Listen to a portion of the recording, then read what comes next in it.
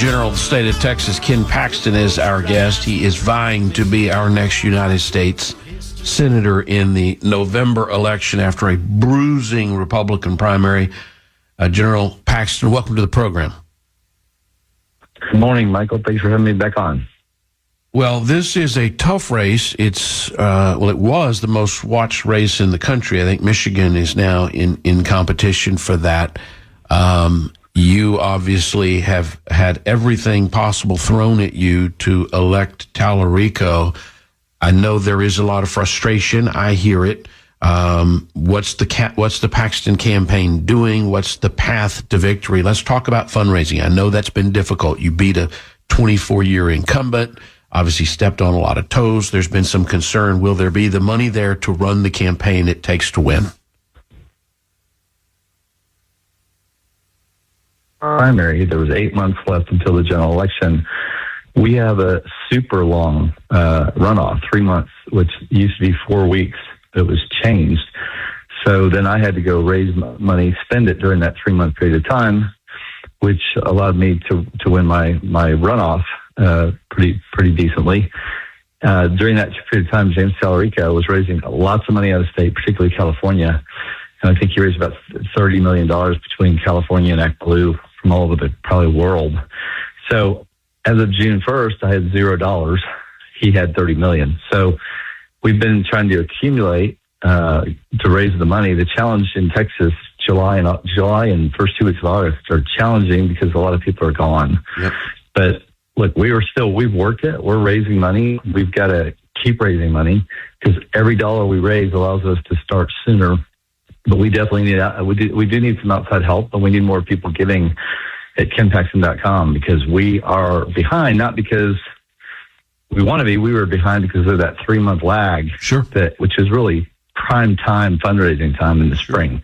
So that's really the main issue. That's why. And now when we started, we only had 5 months from the time that we finished the election, only 4.5 months till early voting. So given that we have the summer, it's a challenge to raise, the kind of money we need to raise that fast. It is tough. You have a record. Voters know that. That's why you won the primary against a 4-term sitting U.S. senator who spent over $100 million. It's just unheard of. You've been rewarded by the voters who want a man of action to go to Washington, D.C. Let's talk about some of the things you've done. The detransition clinic deal that you got out of Texas Children's Hospital, I consider a huge accomplishment. Talk a little bit about that case, and because that's really your record. That's what we're sending you there for. Right. So I, was very concerned as this sort of transitioning of children started taking effect and became a thing, not just in Texas, but all over the country. And we came out initially sort of the first salvo, which was I came out with an opinion saying that it was child abuse to transition children. And then shortly thereafter, within that year, the legislature allowed me to do something about it. So we've gone after doctors, and we put them out of business. We've gone after hospitals and made them leave the state. In this case, Texas Children's Hospital, obviously a Texas hospital and been here a long time and done a lot of good work. But then they were transitioning children as well. And so we sued them.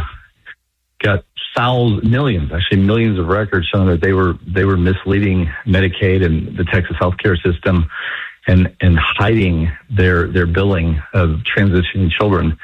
And so we sued them. We got an agreement that they would give the state and the billion, but also set up a detransitioning unit. I don't think there's been one ever set up anywhere in the country.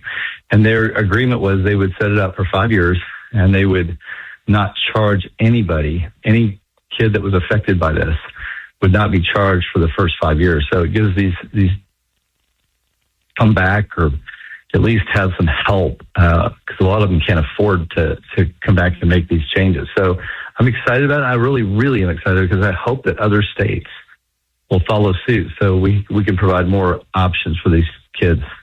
I know this race is top of mind to President Trump. He got involved in your primary against a senator, a pretty risky move on his part. Have y'all talked about his involvement from here as we get closer to Election Day?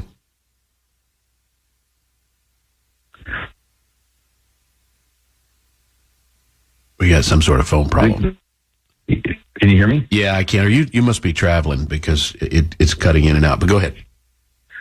So the president is, I think, committed to helping. He's obviously coming here for the midterms. Convinced. That was, I think, good for me, good for the state, good for every candidate. And then about a month ago, I was in his office with Dan Patrick for a number of hours, and we discussed him coming to Texas and doing some rallies and being involved here. So I think you will see him involved this fall, and he thinks help me. I compare this race often to 2018 when Democrats from California and New York poured a bunch of cash into Beto O'Rourke against Ted Cruz, and they came pretty close. Cruz won by less than 2 percentage points, so they beat the line for sure, and they're going to try to do that again. But I remember the president's involvement coming to the Toyota Center, and there was a sense of energy he brought to that campaign at that time that was very important. And I know that your race, I know from inside his camp that your race is very, very important. He understands he's got to keep this U.S. Senate seat from Texas, and if he has to be involved, then he will. No, there's no doubt. I mean, if we lose Texas, I mean, there's a lot of bad things that happen, but we're not going to retain the U.S. Senate in Republican control. Obviously, other bad things happen when you have a socialist Democrat at the top of the ticket and here for 6 years doing bad things for Texas. So, there's a lot of huge downsides to not winning that race. But you're right, it's very similar. People didn't think we could possibly lose that race, that Ted Cruz won by, as you said, less than 2 points. But if you don't take it seriously, and if Republicans don't get out to vote, we can lose the race. And there is definitely, in Republican states, there tends to be an enthusiasm gap between Democrats and Republicans. Sure. In Republican states like Michigan and Maine, the Republicans are motivated because they've got bad leadership. Right. And they're still willing to go out and vote. So we have a risk here of apathy among Republicans and not being motivated. I see the Republicans out, and we'll be fine. I think you are absolutely right. We will be talking a lot between now and November. Attorney General Ken Paxton, good luck. Thank you. Thank you.